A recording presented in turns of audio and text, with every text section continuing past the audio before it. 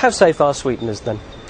Sweeteners have been about the most extensively studied components of our food supply. We know more about sweeteners than we do probably about anything else. Certainly a lot more about sweeteners than we do about the natural constituents and the risk from natural materials present in human food.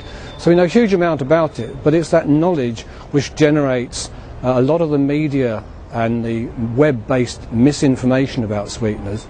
I would recommend anybody who is worried about sweeteners to go to the European Food Safety Authority website as the authoritative source of information on the web. Studies in animals, both short-term, long-term, reproductive studies, there's a huge data package that's necessary to be generated before a sweetener could even be considered for acceptable for human food supply.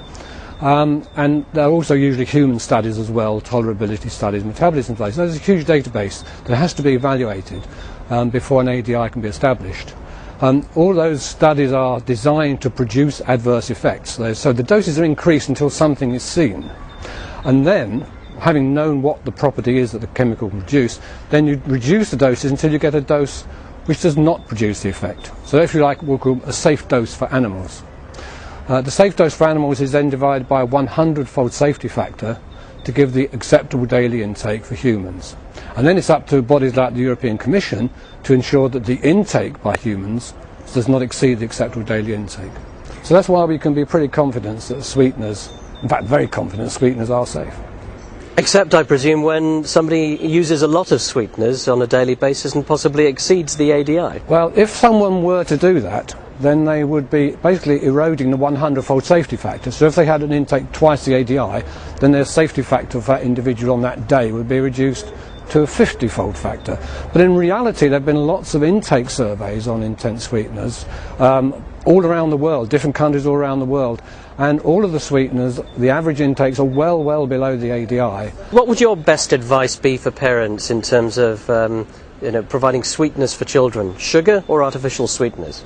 I would look at the child, to be honest, and if it's an athletic, energetic, running around, healthy-looking child, I'd let them have sugar, no problem at all. You know, they'll need sugar, they'll need calories to burn. If it's a couch potato, spends all his or her time playing computer games, overweight, risk of type 2 diabetes, I would recommend low-calorie sweeteners. Does the situation change for pregnant women? Should they now be avoiding sweeteners, do you think? No, because I don't think so, because all of the sweeteners have to go through reproductive toxicity tests. And in fact, they're usually not the tests that are critical to establish the ADI, because you need higher doses to have effects during pregnancy than you do in long-term lifetime studies in animals. So that we think of pregnancy and reproduction as a vulnerable and critical life stage, and certainly it is for some chemicals, but because sweeteners and other food additives have been tested during that life stage, then there's no reason to reduce intake or worry about intake in pregnant women.